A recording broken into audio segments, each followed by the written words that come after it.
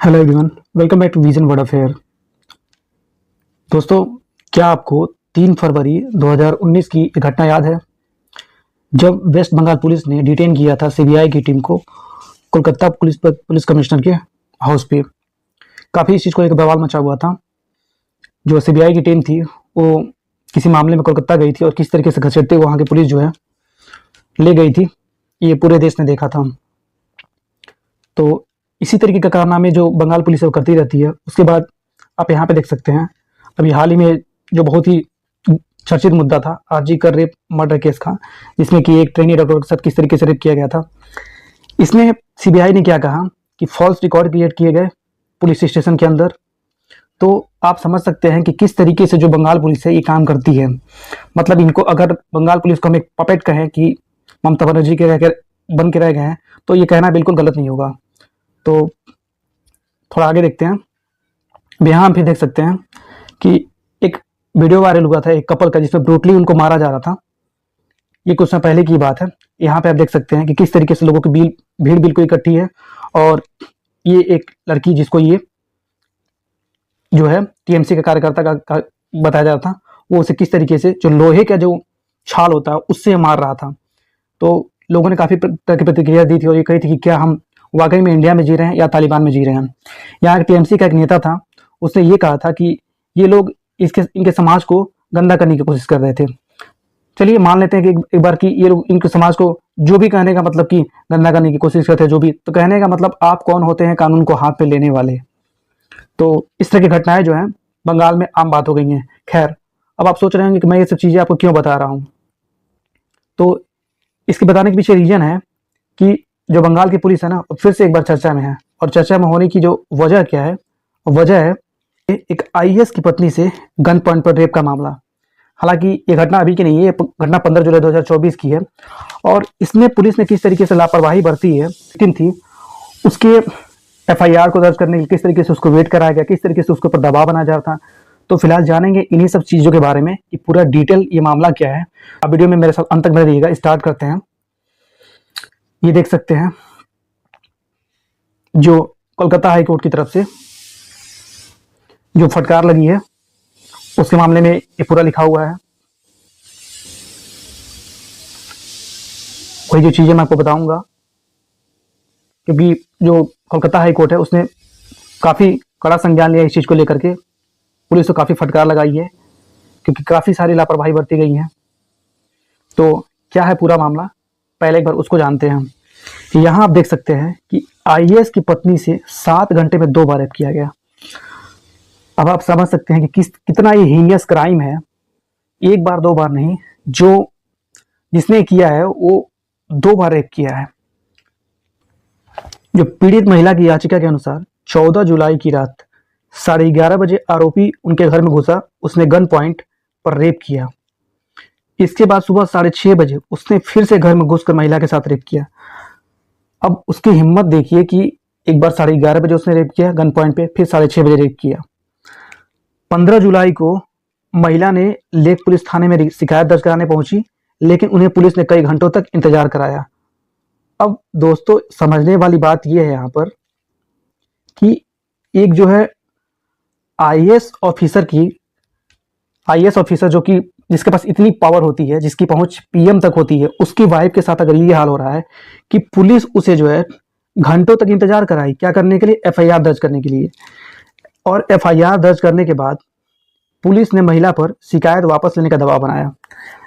पहले तो घंटों इंतजार करा इन्होंने, फिर एफआईआर दर्ज करने के बाद वापस जो विक्टिम थी इसके ऊपर ही दबाव बनाया गया कि केस जो है तुम उसको वापस ले लो।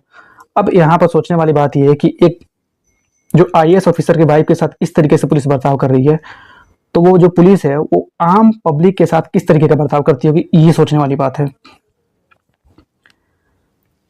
आगे देखते हैं। दबाव बनाने के लिए पुलिस आरोपी के बेटे और पत्नी को भी पुलिस स्टेशन लेकर के आई। अब आप ये देखिए कि जिसने रेप किया था आईएएस की वाइफ के साथ, वो आरोपी जो है अपने बेटे और पत्नी को भी पुलिस स्टेशन लेकर के आया, और शिकायत वापस लेने से मना करने के बाद पुलिस जांच करने में भी देरी करने लगी। आप समझ सकते हैं कि लापरवाही पे लापरवाही किस तरीके से पुलिस ने की है, ये आप देख सकते हैं। सवाल बार बार यही उठ रहा है कि अगर आईएएस की वाइफ के साथ इस तरीके से व्यवहार किया जा रहा है तो आम आदमी के साथ किस तरीके से व्यवहार यहाँ की पुलिस करती होगी। शायद यही वजह है कि कभी भी जो आम आदमी होता है पुलिस और कोर्ट कचहरी के चक्कर में नहीं पड़ना चाहता है, क्योंकि सबको पता है ये लोग व्यवहार किस तरीके से करते हैं। तो आगे देखते हैं। पुलिस को मौके से कपड़े और क्राइम से रिलेटेड सबूतों को जब्त करने में 24 घंटे से भी ज्यादा का समय लग गया। पहली बात कि उसके रिपोर्ट को ये लोग नहीं लिख रहे थे, उसमें टाइम लगा रहे थे। एफआईआर दर्ज करने के बाद दबाव बनाया गया कि वापस लेने का। वहां पे आप देख सकते हैं कि क्राइम से रिलेटेड सबूतों को इकट्ठा करने में, कपड़े को इकट्ठा करने में इनको 24 घंटे से भी ज्यादा का समय लग गया है। यानी कहीं ना कहीं ये लोग मामले को रफा दफा करने चाहते हैं। और दोस्तों मैं बताना चाहूंगा कि ऐसे जो मामले होते हैं ना, तो पुलिस कोशिश करती है कि इसको रफा दफाई किसी तरीके से कर दिया जाए। ये है हमारे देश के कानून लॉ की स्थिति। पुलिस जिनको रक्षक कहा जाता है, जब वही इस तरीके का काम करने जाएंगे, जब वही भक्षक बन जाएंगे, तो आदमी किससे उम्मीद करेगा। मेडिकल जांच भी मुझे ही करानी पड़ी, ऐसा विक्टिम का कहना है। अब आप समझ सकते हैं कि मेडिकल जांच भी पुलिस ने नहीं करवाया, क्योंकि पुलिस मेरी मेडिकल जांच नहीं कराना चाह रही थी। आप देख सकते हैं कि किस किस तरह के आरोप लग रहे हैं।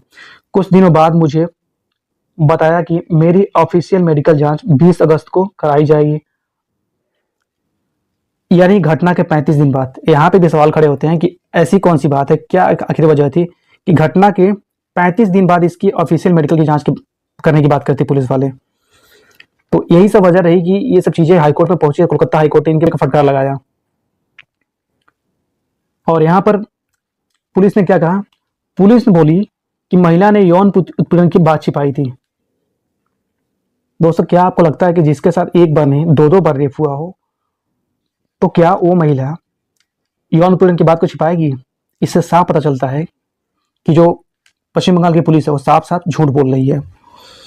और मैंने जैसा आपको दिखाया ही, इनके कैसे कैसे कारनामे रहे, किस तरीके से काम करती है पुलिस, सब मैंने आपको सामने दिखाया। तो पुलिस ने कोर्ट में बताया कि महिला ने लिखित शिकायत दर्ज कराने के बजाय अपने एक दोस्त के फोन से व्हाट्सएप मैसेज भेजा। पुलिस का ये कहना है। आपको लगता है कि एक महिला जिसके साथ एक बार ने 2-2 बार रेप हुआ है, वो व्हाट्सएप से किसी को मैसेज करेगी एफआईआर ना दर्ज कराने के बजाय? इससे साफ साफ ये पता चलता है कि पूरी तरीके से जो है बंगाल पुलिस झूठ बोल रही है। उन्हें कहा गया कि वे एक महिला अधिकारी को घटना के बारे में बताएं। हालांकि 15 जुलाई की शाम को करीब 6:30 बजे लिखित शिकायत दर्ज कराई गई, जिसके आधार पर पुलिस ने एफआईआर दर्ज की। उसके बाद क्या हुआ, 15 जुलाई को लेक थाने में कोई महिला जांच अधिकारी मौजूद नहीं होने पर करिया थाने में एक महिला अधिकारी को बुलाया गया। वह 16 जुलाई को लेकर थाने आई और पीड़िता के बयान का वीडियो रिकॉर्डिंग की। उस समय पीड़िता ने मुख्य आरोपी के खिलाफ यौन उत्पीड़न का आरोप नहीं लगाया। क्या आप लोगों को यह लगता है कि महिला जो है, जिसके साथ जो आरोपी है उसने एक बार नहीं 2-2 बार रेप किया है, वो उसके खिलाफ जो है ये उत्पीड़न का आरोप नहीं लगाएगी?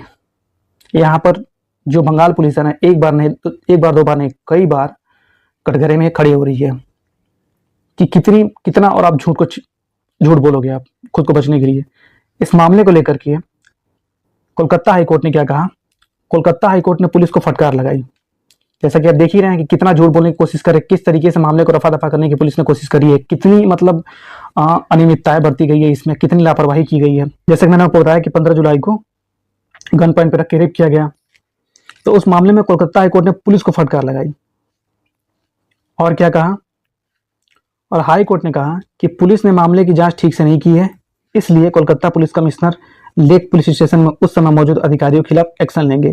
वो जो आपने रिपोर्ट देखा ना, उसमें यही बात की गई कि जो भी एसआई वगैरह मौजूद थी वहां पे, जिन्होंने इस मामले में लापरवाही बरती है, उनके खिलाफ सख्त से सख्त एक्शन लिया जाए। और ये मामले को जो है डिप्टी कमिश्नर को सौंप दिया गया। कोर्ट ने कहा पुलिस ने एफआईआर में सेक्सुअल असॉल्ट की धाराएं नहीं लगाई। अब आप समझ सकते हैं कि कितना मतलब आरोपी को बचाने की कोशिश किया गया कि 2 बार उसके साथ रेप हुआ आईएएस की वाइफ के साथ, लेकिन सेक्सुअल असॉल्ट की जो है धाराएं नहीं लगाई गई एफआईआर में, जिससे मामला कमजोर हो गया। और आरोपी के घर में घुसने और बाहर आने के सीसीटीवी फुटेज की भी जांच नहीं की गई। दोस्तों आप समझ लीजिए कि मैं बार बार यही चीज कह रहा हूं कि एक आईएएस की वाइफ के साथ इस तरीके की चीजें हुई और इस तरीके से पुलिस बर्ताव कर रही है, तो आम आदमी का क्या ही हालत होता होगा। महिला की शिकायत के तुरंत बाद मेडिकल जांच भी नहीं कराई गई, चार्जशीट से भी छेड़छाड़ हुई है। मतलब पूरी तरीके से कहीं ना कहीं इस मामले को रफा दफा करने की कोशिश की गई है। दरअसल जुलाई में एफआईआर दर्ज होने के बाद पुलिस ने आरोपी को गिरफ्तार कर लिया था, लेकिन लोअर कोर्ट ने उसे जमानत दे दी थी। वाह, तो ये है हमारे क्या का जो जजुडिशरी सिस्टम। मतलब कभी कभी तो लगता है कि ये बिल्कुल बिक ही चुका है। आप सोचिए कि इतनी चीजें होने के बावजूद भी लोअर कोर्ट ने उसे जमानत दे दी। इससे पता चलता है कि कितना सड़ा हुआ है हमारे यहाँ का सिस्टम, जो है हमारे यहाँ जो कानून है। तभी शायद यही रीजन है कि मुझे लगता है कि रेप जैसी जो चीजें हैं वो बिल्कुल रुक नहीं रही। इसके बाद पीड़ित महिला ने याचिका लगाकर पुलिस पर लापरवाही के आरोप लगाए थे। यूं ही बंगाल पुलिस को फटकार नहीं लगाई गई है। और इस पर शुक्रवार को सुनवाई करते हुए कोलकाता हाईकोर्ट के जस्टिस राजश्री भारद्वाज ने आरोपी की जमानत खारिज कर दी। चलो, ये कम से कम अच्छा हुआ। साथ ही रेप केस को लाल बाजार के डिप्टी कमिश्नर रैंक की एक महिला पुलिस अधिकारी को सौंप दिया गया है। अब जो महिला पुलिस अधिकारी वो इसकी जांच करेंगी आगे, और किस तरीके से क्या चीजें खुल करके आएंगी वो पूरी जांच होने के बाद ही पता चलेगा।